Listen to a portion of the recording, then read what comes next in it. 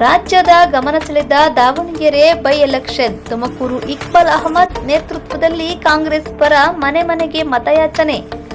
ದಾವಣಗೆರೆ ದಕ್ಷಿಣ ವಿಧಾನಸಭಾ ಕ್ಷೇತ್ರದ ಉಪಚುನಾವಣೆ ಏಪ್ರಿಲ್ 9ರಂದು ನಡೆಯಲಿದ್ದು, ಕಾಂಗ್ರೆಸ್ ಪಕ್ಷದ ಅಭ್ಯರ್ಥಿ ಸಮರ್ ಶಾಮನೂರು ಪರವಾಗಿ ಪ್ರಚಾರ ರಂಗೇರುತ್ತಿದೆ.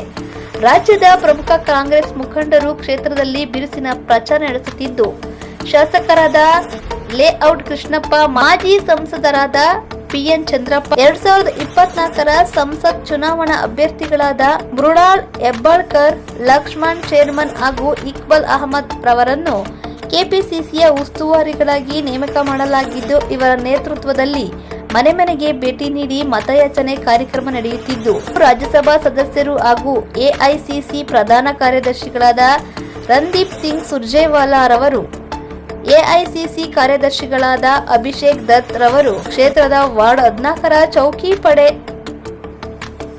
ಚೌಕಿಪೇಟೆ ಸುತ್ತಮುತ್ತಲ ಭಾಗಕ್ಕೆ ಭೇಟಿ ನೀಡಿ ಪ್ರಚಾರ ನಡೆಸಿದರು.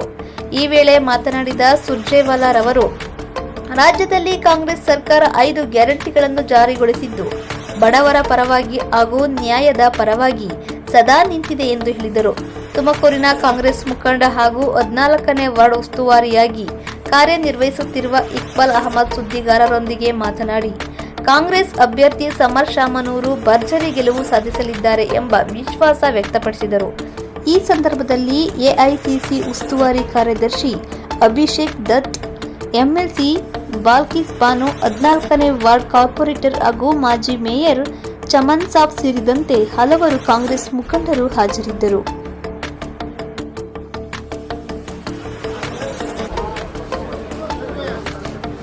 सुरजेवाला साहब के कांग्रेस पार्टी के सुरजेवाला के कांग्रेस पार्टी। एक तरफ वो लोग हैं जो इन गारंटियों को खत्म करना चाहते हैं। कौन है? वो बीजेपी के लोग। वो बार बार कहते हैं ये गारंटी खत्म होनी चाहिए। एक तरफ कांग्रेस, दूसरी तरफ जो बीच में लोग हैं वो कोई चुनाव जीतने वाला नहीं, ना वो सत्ता में है, ना वो हार सकते। वो केवल और केवल अगर मेरी वोट खराब हो तो फायदा किसको है? बीजेपी को है। इसलिए बोलो कांग्रेस पार्टी की जय, बोलो सुरजेवाला साहब की जय, बोलो कांग्रेस पार्टी की जय।